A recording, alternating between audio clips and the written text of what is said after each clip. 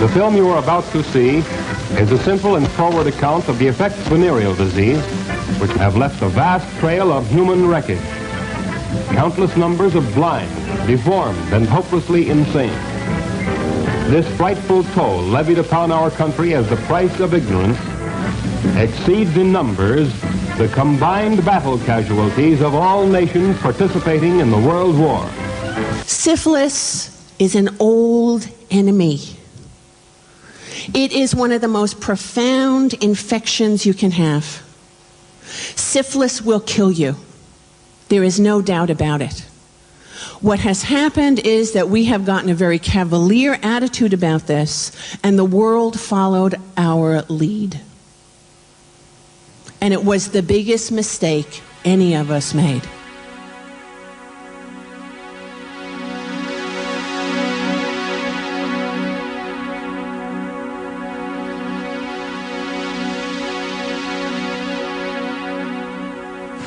First, the probable cause of AIDS has been found.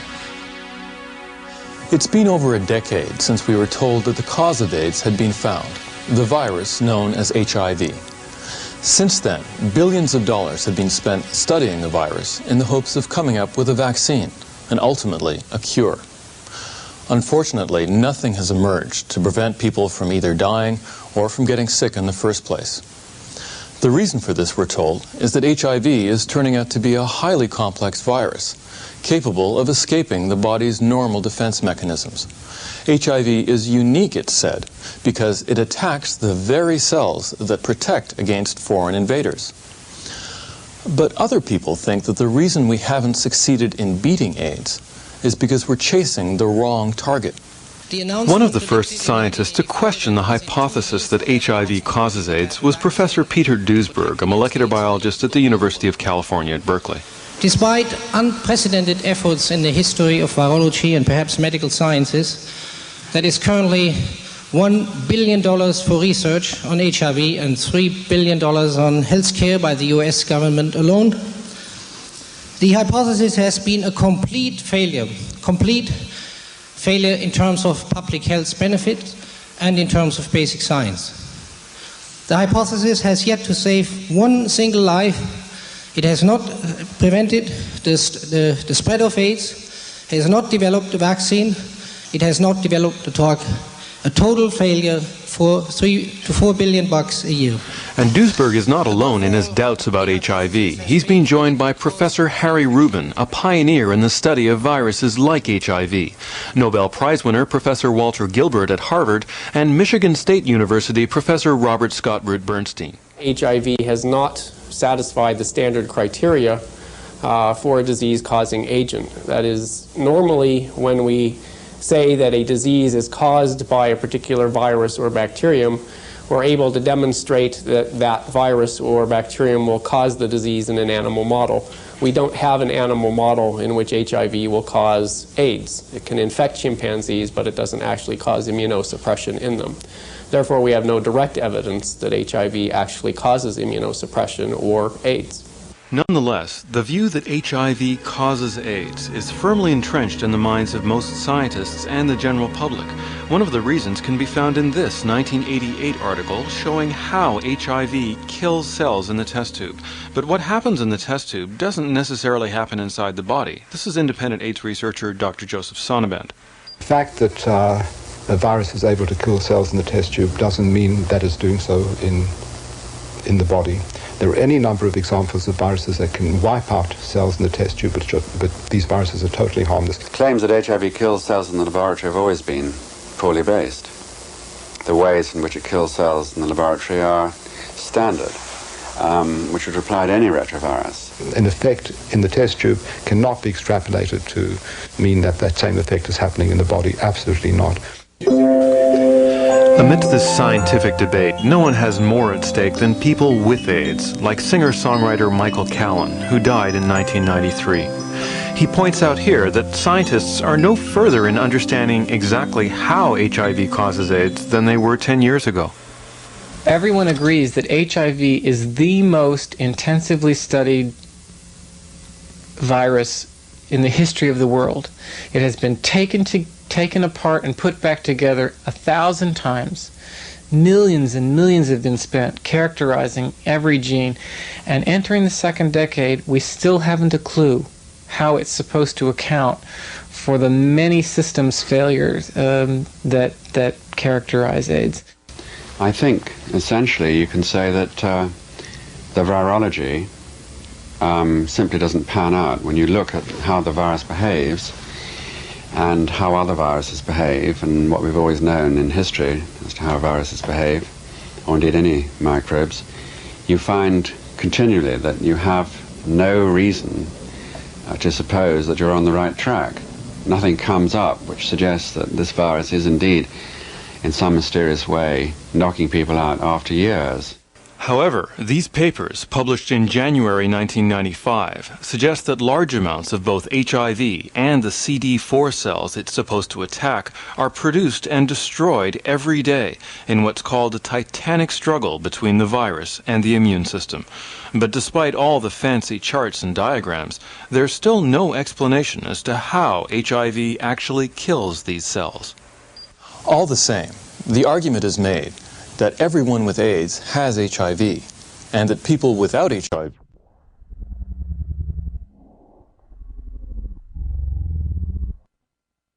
don't get AIDS. However, that correlation isn't 100%. There are a number of AIDS patients that have been tested by every available test for HIV who have no HIV infection, and yet they have full-blown AIDS. They meet the definition of the CDC and other organizations for AIDS patients. If AIDS is necessary to cause, or HIV is necessary to cause AIDS, why do these patients not have an HIV infection? And even if the correlation between AIDS and HIV was 100%, it in and of itself doesn't prove causation. John Lauritsen is a writer and survey research analyst. The issue of correlation, this is one of the very first things that you learn when you study statistics. I can remember in the first 2 weeks of my introductory course in statistics, we were told what correlation was, and you're taught that correlation always implies causation, but correlation does not prove causation. So you can have a very powerful correlation between two or more things, and you still have to dig in by any method that's appropriate and prove that the relationship is one of cause and effect. How do we know that HIV, since it's a latent virus with a latency mechanism, how do we know that it's not merely a reactivation as a result of whatever is really causing AIDS? In other words, how do we know that HIV itself is not merely an opportunistic complication of whatever is really causing AIDS? As it turns out, more sophisticated tests can now detect latent HIV in people who test negative on the standard antibody test. At the Amsterdam AIDS Conference, researchers from the U.S. National Cancer Institute presented evidence showing that 2/3 of HIV antibody-negative gay men that they tested had in fact made a T-cell response against HIV, but without making antibodies. In fact, hundreds of millions of people around the world may well harbor this kind of silent, latent infection.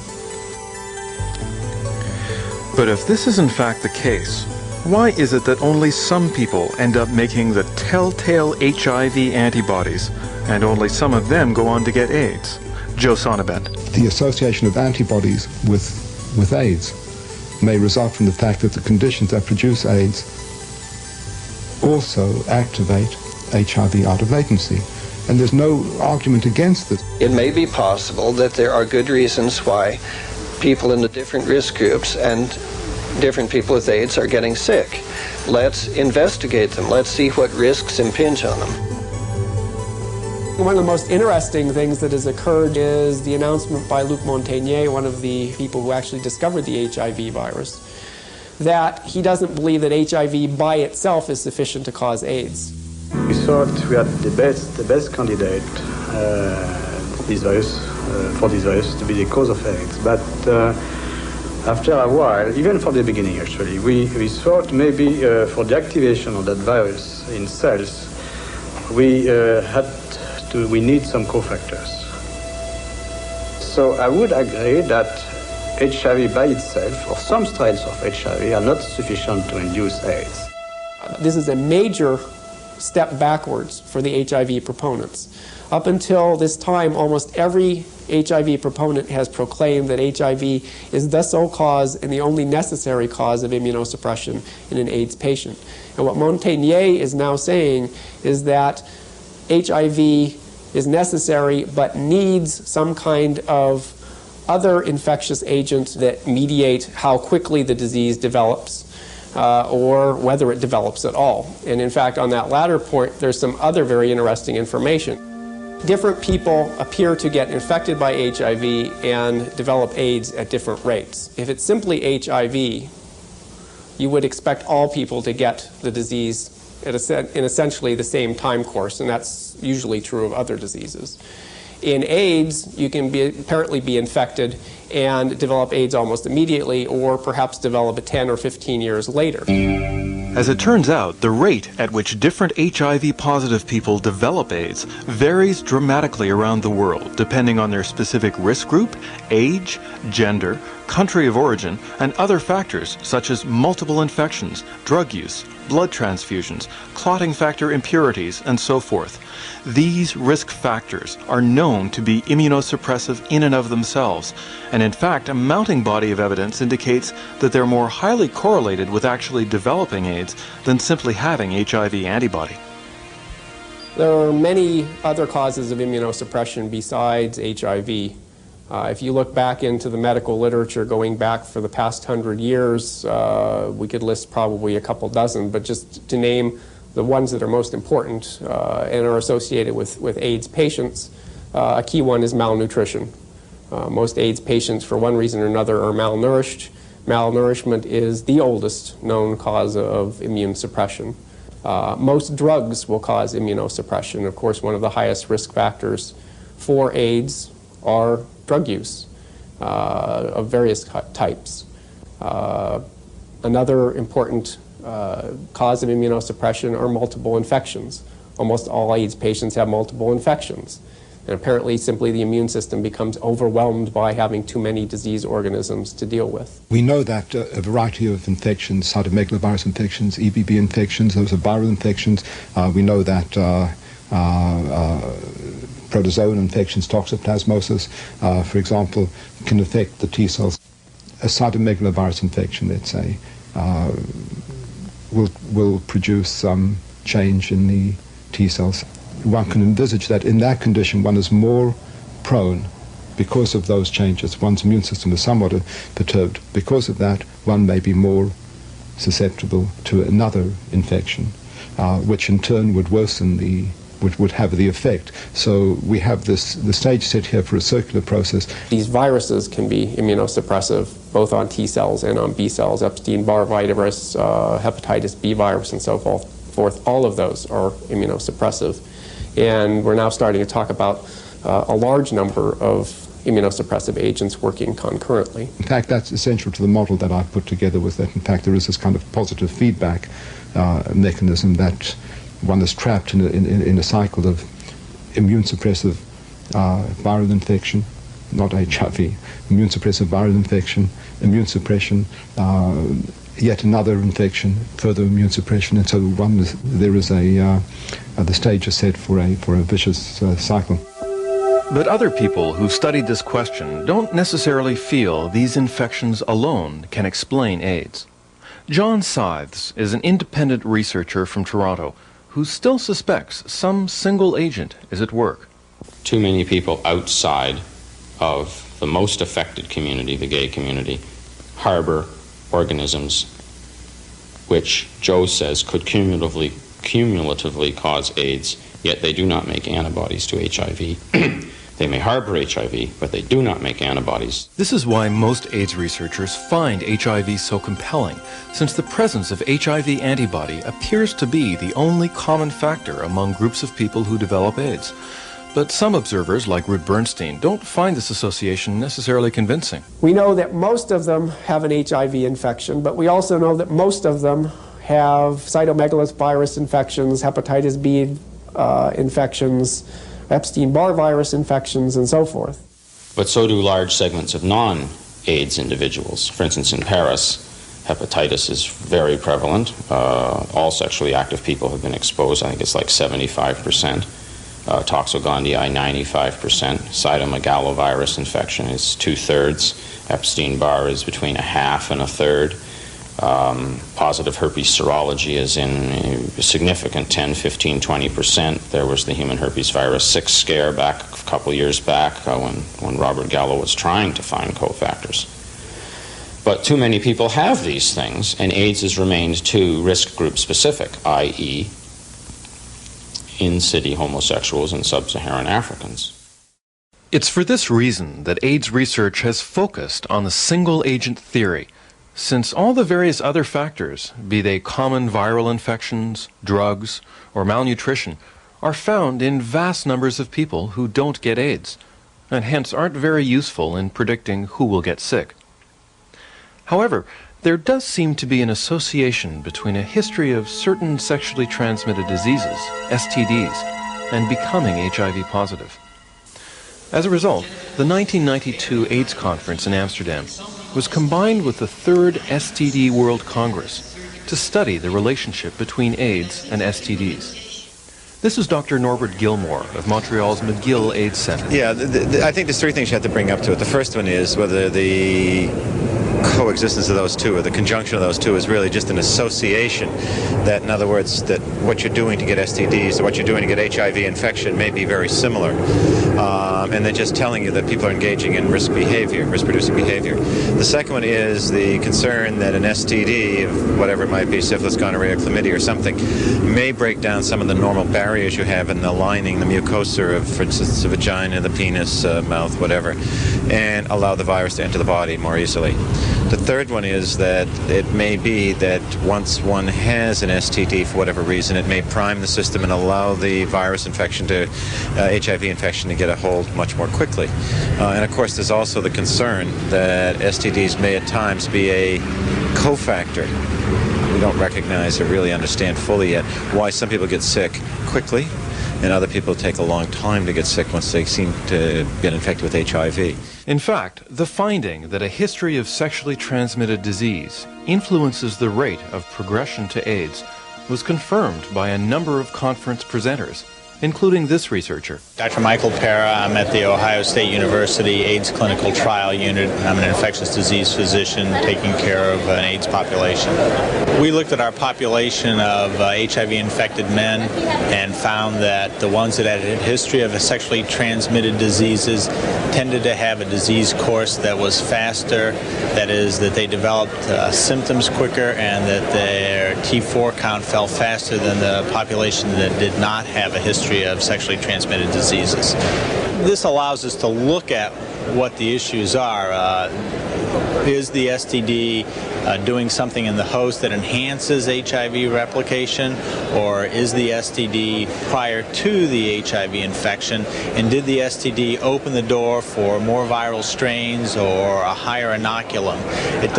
This study doesn't answer those questions, but it does tell us to look at the history of STDs carefully. Because when looked at carefully, a history of STDs is not only associated with a faster progression to AIDS, but also seems to be the most important predictor of someone becoming HIV positive in the first place, even more significant than engaging in risk behaviors. This 1986 study by researchers at St. Mary's Hospital in London found that seropositivity to the virus, quote, was not associated with the absolute number of sexual partners, receptive anal intercourse, or the use of recreational drugs, but was associated with a history of other sexually transmitted disease. The researchers concluded STDs would seem to be an important cofactor in developing antibody to HIV and in the progression of infection. Similarly, this 1989 study, published in the British Medical Journal, found that a history of syphilis ranked above anoreceptive intercourse as the strongest predictor of HIV infection. This 1991 U.S. Army study found that HIV-positive soldiers had a greater incidence of past syphilis as compared to HIV-negative soldiers, statistically more so than any other single condition. And at the 1992 AIDS conference, researchers from Amsterdam presented this survey of 506 gay men, which found that while those who practiced receptive anal intercourse and had many partners were roughly twice as likely to be HIV positive as those who didn't, those with a history of syphilis were over 20 times as likely to be HIV positive than those without a history of syphilis. Given this overwhelming association between syphilis and HIV, growing numbers of people are asking whether this dangerous and once deadly disease is playing more of a role in AIDS than previously thought. Bob Lederer is an investigative journalist in Brooklyn who hosts a weekly radio program on AIDS treatments. He's also a member of the Alternative and Holistic Treatment Subcommittee of ACT UP in New York. There's several scientists, doctors, medical researchers who've done meticulous investigation, have scoured the medical literature. Some of them in their own personal practices have examined and studied their PWA patients and come to the conclusion that there is a major overlap between the diseases of syphilis and AIDS. And some of those people would go so far as to say that syphilis may be the precipitating cause of AIDS in many cases. Whether or not they ultimately prove to be right, I think what's indisputable is that there are vast areas in which you can't distinguish one disease from the other if you're open-minded enough to look. Part of the reason that there is a real inability in the 1990s to diagnose that adequately and to see where that might be overlapping or even being disguised as AIDS is because the medical school curricula no longer deal with syphilis as anything more than a minor problem that's been solved by antibiotics, and it's briefly touched on and passed over. Compared to 50 years ago and before 50 years ago, when syphilis was viewed as a serious national problem. Now that the curtain of secrecy has at last been removed, everyone should know the truth about syphilis and gonorrhea. Syphilis is spread by intimate contacts, usually sexual. The cause of syphilis can be seen. Syphilis is caused by a spiral-shaped organism called Treponema pallidum, the pale treponeme, which can only be seen through a special dark-field microscope. The disease is classically recognized to have 3 stages. In the primary phase, a type of sore known as a canker or chancre may appear at the site of infection. Depending on where it appears, this lesion can often go unnoticed, in which case it heals by itself after about a month, and the disease moves into a generalized secondary stage. The diverse symptoms can include swelling of the lymph glands, sore throat, rash, and various types of skin lesions. But syphilis has often been mistaken for a number of other conditions as well. It has fooled many a physician over the centuries. Its unique capacity to mimic the manifestations of other diseases has earned it the title, the Great Masquerader. Joan McKenna, a physiologist from Berkeley, California, who was the first to point out a connection between syphilis and AIDS, says the ability of syphilis to imitate other illnesses makes it important to correctly diagnose and treat it in its early stages. If you are diagnosed with having syphilis and treated, essentially the progression will stop. Because we're catching this in time to cure you. If you are undertreated or inappropriately treated, what will happen is that the expression will then go into a latency. A syphilitic sore will go away without any treatment in time, but the germs stay in your body. And during that time, the syphilis may be active and then go inactive, active and inactive, causing symptoms. It may or may not show up reactive on blood tests, but it will continue to progress. Studies done earlier this century of people who were not treated for syphilis found that about 1/3 of them eventually relapsed into a tertiary stage. The tissue destruction of late syphilis could produce blindness, crippling arthritis, damage to internal organs including the liver and heart, nervous system disorders called paresis and tabes, and soft, fleshy, tumor-like growths called gummas. Early treatments consisted of arsenical compounds and heavy metals, such as mercury and bismuth, which, although effective in treating the disease, were nonetheless toxic and required a long course of painful injections that had to be given over an extended period of time. You have to report every week and not miss a single treatment for at least 1 year. The physician who accepts for treatment a patient with syphilis assumes a very definite public obligation. When you accept a patient, you should likewise accept the responsibility of assuring yourself that he completes the treatment schedule. But everything changed in 1943 when a new, safe, non-toxic drug, penicillin, was found to be highly effective in the treatment of early syphilis. It also appeared to help in some of the later stages as well. It seemed a magic bullet against this dreaded disease had finally been found. On the basis of present evidence, penicillin appears to have great value in the treatment of syphilis in virtually all stages and manifestations. Whatever the future may hold for penicillin therapy, we physicians already have in our hands weapons which, with proper medical usage, should enable us to reduce materially the amount of venereal disease in the United States. With the advent of penicillin, they thought the problem was taken care of, because at least in terms of the primary presentations and the infectious stages of syphilis, penicillin apparently got rid of this. With widespread knowledge and with these weapons, America can conquer syphilis in 1 generation. But as it turns out, it was not to be the end. In point of fact, and I have the Abbott Laboratory report on penicillin with me, the laboratories, the manufacturers never knew whether or not penicillin was bactericidal, meaning killing the bacteria, or bacteriostatic, immobilizing the bacteria for some period of time. While penicillin was found to be highly effective in treating syphilis in its early stages, its efficacy in the later stages of the disease was more questionable. A typical example of this can be found in the June 1948 issue of the Quarterly Review of Dermatology, where of 33 patients with TABs, one of the later stage complications of syphilis, only 9 benefited from treatment. And this was despite intravenous crystalline penicillin G around the clock for 14 days.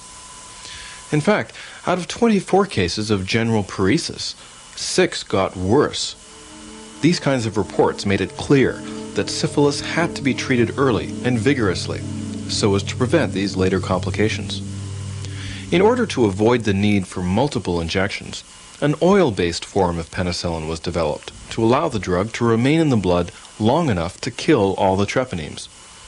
This treatment, known as benzathine penicillin, eventually became the standard treatment for early syphilis. However, no conclusive long-term follow-up was ever performed, and this 1987 editorial in the Journal of the American Medical Association admitted the proportion of those actually cured by this treatment was unknown. Questions persist to this day as to how much penicillin actually cures syphilis. Many doctors have expressed the concern that the standard benzathine penicillin regimen doesn't adequately reach treponemes that penetrate into the central nervous system, which occurs in at least a third of all cases of secondary syphilis. Benzathine penicillin was used throughout a lot of the world. In 1987, the British government did not renew Wyeth Laboratories' license in Britain on the use of benzathine penicillin in the treatment of syphilis because they found it didn't stop syphilis. There was not proof in the histories of people treated with it that it had cured them of syphilis. They continued to have problems. But the United States is continuing to use benzathine penicillin. I definitely Dr. Richard Lachaud is a physician from Argentina who's been treating people with AIDS for 10 years. He's not so sure penicillin is the cure-all it was initially said to be. We were probably naive as physicians to believe that we could cure syphilis, for example, with 1 or more shots of penicillin. After the first few injections, the sore will disappear and you won't be able to infect anybody. On the surface, we were curing the manifestations of syphilis, but there's more to syphilis than what meets the eye, and maybe an immune stigma had remained, or an immune imbalance had been triggered off in spite of our treatment. Even though penicillin doesn't eradicate the syphilis organism, most people are able to keep it in check. But what happens when people are re-exposed? Are they immune to more syphilis? This question, as it turns out, is very important, and the answer is far from clear. When a researcher in the 1950s re-inoculated prison volunteers who'd had syphilis before with more syphilis, only those whose first infection had been treated right away tended to make a reaction on the blood test used to this day to screen for syphilis. Those whose first infection hadn't been treated right away, or who hadn't been treated at all, tended to give no reaction on either the blood test or in terms of symptoms. Now, you would think that this meant that the ones in whom the first infection had persisted for a while had developed immunity to the disease, since they didn't show any typical signs of syphilis. But appearances can be deceiving. As it turns out, the typical symptoms of syphilis only happen because the body makes a vigorous immune response against the organism, something like an allergic reaction. It's what causes the usual sores and rashes of classical syphilis. The absence of this reaction upon reinfection, far from implying immunity to the disease, probably means that the body has lost its ability to deal with the infection. And that's very serious indeed. Rabbits would often show evidence of an asymptomatic reinfection in which no lesion developed at the site of inoculation, but the animal had been infected, as shown by lymph node transfer. If people who've had syphilis before respond in the same way, that means that thousands of sexually active individuals have had this kind of infection, which silently comes on board without provoking the usual reaction. The question is this a danger to their immune systems? In experiments on guinea pigs, reinfection with syphilis causes a dramatic jump in toxic substances in the blood, known as circulating immune complexes and autoantibodies. But since we don't deliberately reinfect people anymore, it's hard to say what effect reinfection with syphilis has on the immune system. In fact, earlier this century, there was considerable debate over whether syphilis only killed people directly through the classical exanthems or outward lesions involving tissue destruction, or whether it could also cause excess mortality indirectly by rendering people more susceptible to other life-threatening infections and cancers. This 1920s text found that death was often laid to some other factor, whereas unrecognized syphilis was the predisposing cause. In 1939, Joseph Earl Moore wondered to what extent syphilis is an indirect cause of death, asking, is it justifiable to assume that it actually ranks first instead of its apparent 10th among killing infections? This 1950 review in Oxford Medicine found that all anatomic evidence of infection may disappear, so that at necropsy, when the patient finally dies from some other cause, all evidence of syphilis is conspicuous by its absence. These quotes from the early literature are typical of many authors who thought that syphilis involved a lot more than just lesions, rashes, and other types of tissue destruction. It's important to remember, as I said, that all the outward signs of syphilis all stem from the same basic reaction, the result of a specific and vigorous immune response. Without this response, it's anybody's guess what could happen. All symptoms of syphilis that are outward are a direct consequence of immunologic well-being. They do not occur in immune-suppressed people, and with T-cell deficiencies, they will not occur. What will happen is that an immune-suppressed person may have quite different symptoms. They may actually skip the primary stage, skip the secondary stage, and go directly into a latency. And when it presents later on, it will be seronegative, and you will be in a disseminated syphilis that has involved the muscles, the bones, the brain, the spleen, the liver, any of the organs of the body. And the symptoms then are very bizarre. In fact, if one thoroughly examines the classical literature on syphilis over the last 100 years, it's possible to find almost every single manifestation seen in AIDS today. At the 1992 AIDS conference, I discussed this with Dr. Edward Hook. He's a professor of medicine at the University of Alabama in Birmingham and a top American syphilis researcher. Syphilis is a protean disease which has an enormous spectrum of manifestations, and so it's not at all surprising to find that patients with syphilis have findings which substantially overlap and have similarities with a variety of other infectious processes. I mean, there are people who there are numerous case reports in the medical literature of syphilis reflecting malignant disease, and people who have diseases that look just like lymphoma until their blood was tested for syphilis, and then they were found to have syphilis, treated for it, and all of those findings resolved. So I think what you're talking about, Colman, is really the spectrum of syphilis, which was probably much more familiar to our clinical predecessors than it is now. When I went into the literature, beginning in 1945 and working backwards, right? This is a manual labor. This is not something you can sit at a computer terminal and do. Going backwards, very quickly, I ran into articles that said one has to be careful not to confuse the infiltrating interstitial pneumonia, which is PCP, which is what its physiopathology is. Don't confuse this as caused by viral agents with the infiltrating interstitial pneumonia caused by syphilis. I said, gee, that's interesting. Syphilis can cause this. As it turns out, PCP is by no means a new phenomenon. This 1951 paper described 76 cases of what was then called mononuclear pneumonia, causing sudden death among infants in New York, and closely resembling that occurring in infants with congenital syphilis. While it was unclear at the time what organism was responsible for this kind of pneumonia, this detailed 1957 review could find no real difference between this mononuclear, or septal pneumonia, as American investigators first called it, and the interstitial plasma cell pneumonia, which European investigators eventually came to recognize as PCP. And this was by no means an isolated phenomenon. These papers, and the hundreds of references they contain, show that thousands of cases of PCP were occurring earlier this century. This implies that profound immunosuppression, leading to premature death from opportunistic infections, AIDS in other words, is not a recent occurrence. A mountain of AIDS-like deaths have been uncovered by people like Joan McKenna, John Sides, and more recently by Michigan State University's Robert Scott Root Bernstein. AIDS is not new.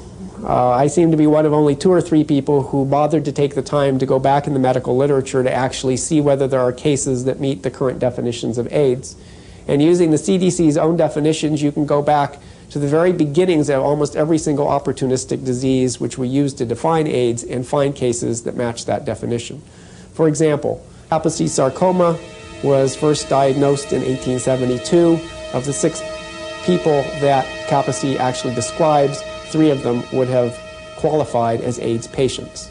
Disseminated cytomegalovirus in an adult was first described in 1925. That case would have been an AIDS patient. There are literally hundreds, and I believe probably thousands of such cases which I've been able to document in the literature, indicating that AIDS is not new. We simply didn't have a category for describing these patients, nor did we realize that somebody who had cytomegalovirus had anything in common with somebody who had Kaposi. So we did put them together until about 1980. Even more AIDS-like cases have been uncovered by Toronto researcher John Sides. AIDS is relatively new in America and shockingly and horrifyingly new to the homosexual community, but AIDS is not new. Another reason that I think AIDS appears to be new is that the risk factors associated with it have grown tremendously just in the last 2 or 3 decades. Again, the evidence is sitting in the medical literature and has been ignored. If we go back and we look at gay life, for example, we find in the Kinsey Report in 1948 that the average gay man had a sexual encounter perhaps once every couple of months or perhaps once a year. That changed dramatically. When we look at AIDS patients, the average AIDS patient will have had several hundred or even several thousand partners in a matter of a few years. So we have a change in gay life. Now, one would expect that if this change in gay life actually caused medical problems or was associated with them, we'd find that in the medical literature, and in fact we do.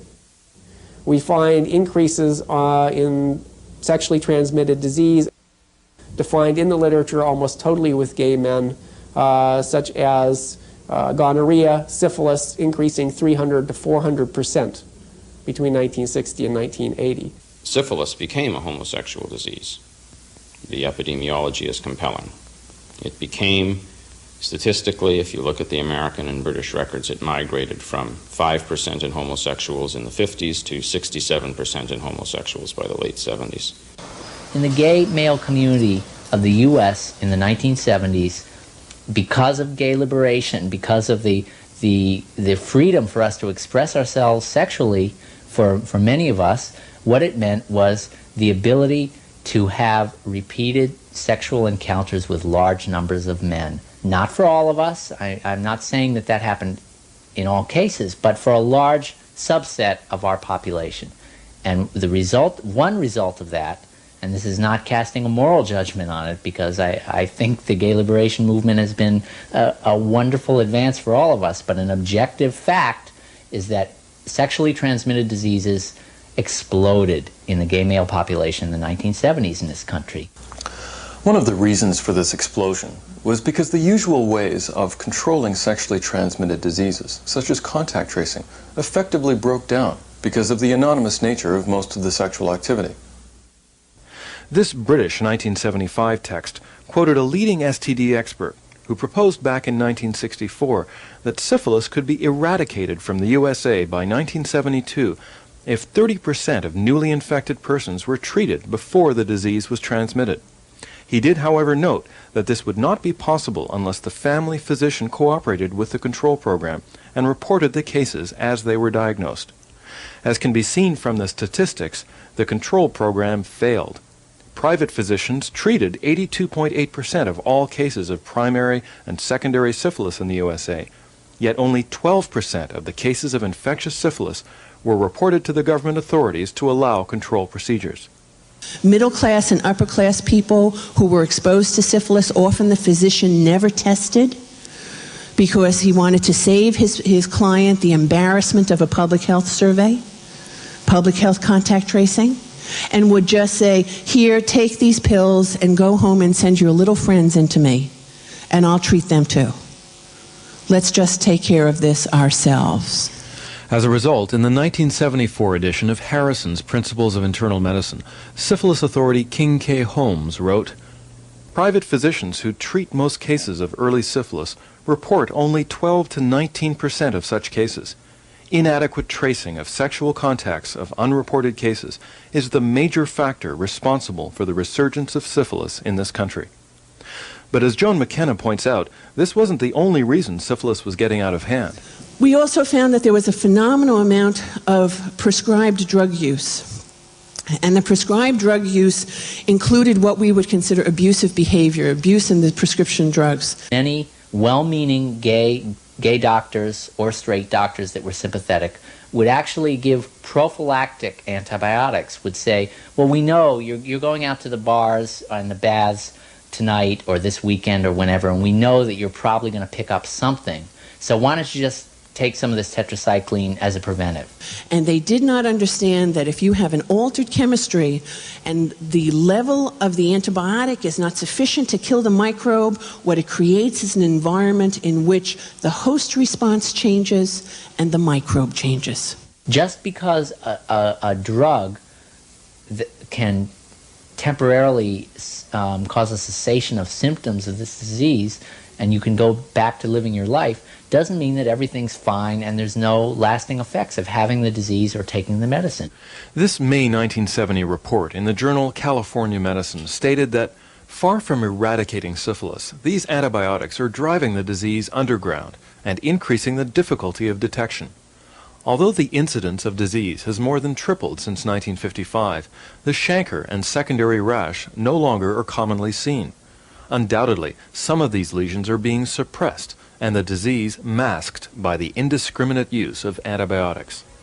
They added, the ominous prospect of a widespread resurgence of the disease in its tertiary forms looms ahead.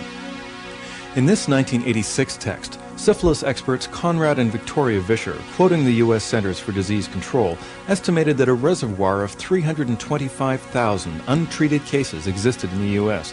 Other authorities agree the number is closer to 500,000.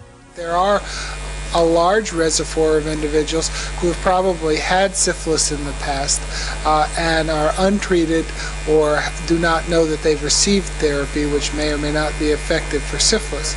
The question that, of course, comes up then is, in those individuals, what is their risk for then going on and developing catastrophic consequences of their infection? And that's simply unknown. In the absence of typical symptoms, diagnosing syphilis depends on serology, in other words, blood tests. But the reliability of these tests, especially in people with HIV antibody, is coming under increasing scrutiny in light of various anomalies uncovered by Joan McKenna and doctors here in Toronto. It's important to note that the blood tests for syphilis don't detect the actual organism, Treponema pallidum itself, but instead measure one part of the body's immune response against a syphilis infection, in the form of antibodies. These tests come in two basic types. The first, known as the VDRL or RPR, is a non-specific test, meaning that it can be positive in other conditions as well. The VDRL looks for a fourfold rise in the amount of a particular set of antibodies directed against the body's own connective tissue. The question I have is that the serology of syphilis does not adequately indicate when a patient is reinfected. That's a major problem. The VDRL fourfold rise is an assumption which occurs in immunologically intact people that were treated early. In other words, you have to be treated very early in syphilis for the screen test to work again. If you get treated 6 months into the disease, you will not make those symptoms again. That is, a chancre or a rash. Very rarely. So therefore, how do you get diagnosed when you get another infection? I'm Dr. Richard Freilich. I'm the clinical associate here at the Immunology Clinic at the Toronto Hospital, Toronto Western Division. Quite interestingly, when we looked at the VDRL or screening test findings for syphilis, we did not find any reactive test results. And it makes you wonder, is in fact the VDRL sensitive in this high-risk population to be able to detect if there is, say, something like neurosyphilis becoming evident. And there's certainly some reason to think that the VDRL may not be sufficiently sensitive in this high-risk population. And as Joan McKenna found out, the tests looking for specific antibodies against syphilis may not be all that reliable either. What we do, usually when you're a healthy person and you have syphilis and you're treated for syphilis, you have what's called a serum scar. It means you have antibodies, treponemal antibodies, that would show up on the FTA or the MHATP tests. Usually, unless the person was very young when they had the syphilis and it got treated, or you're dying and your whole system is going wild, you show treponemal antibody for the rest of your life, pretty much. What we found when we did check the individuals who were in our program who had a history of syphilis is that over 50%, 70% in one series that we did, 53 to 54% in two more series that we did, had lost their treponemal antibodies. They were now non-reactive. And that meant we were technically blind to detect syphilis in these individuals.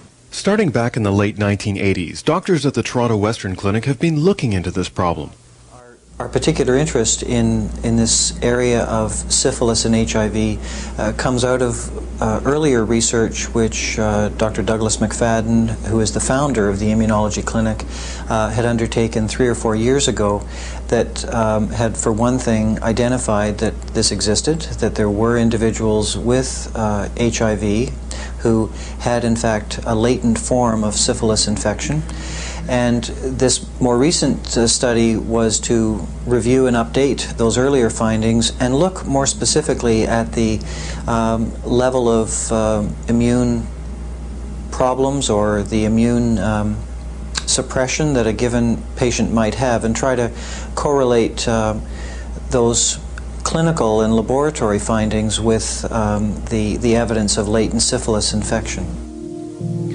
The study found that of the 54 patients with treponemal antibody, 11 or 20% had no history of ever being treated for syphilis.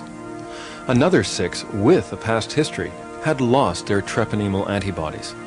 Freilich and his colleagues decided to compare their immune status with those who still showed this marker. Among the group of patients who had lost their treponemal antibody and were showing negative on that test, they in fact had more severe immune suppression.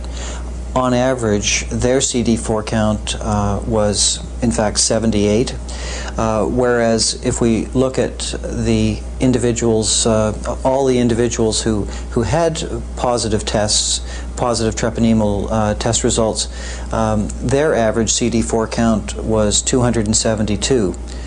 Now, admittedly, there was a wide range among that larger group, but it's significant that we were finding that the loss of treponemal antibody was correlated with more advanced immune suppression. This apparent loss of treponemal antibody, which effectively obscures a past syphilis infection, seems to occur independently of other antibody responses. This poster, presented by the Ontario Ministry of Health's Chief Serologist, Dr. Bob Nottenboom, at the Amsterdam AIDS Conference, said, having confirmed the decrease in treponemal antibodies in persons with HIV, we have shown that this phenomenon does not affect antibodies of a different specificity. The evidence strongly suggests that the loss of treponemal antibody is selective. Joan McKenna found out that giving antibiotics to a group of 10 men who'd lost their treponemal antibodies had an intriguing effect on their blood profile.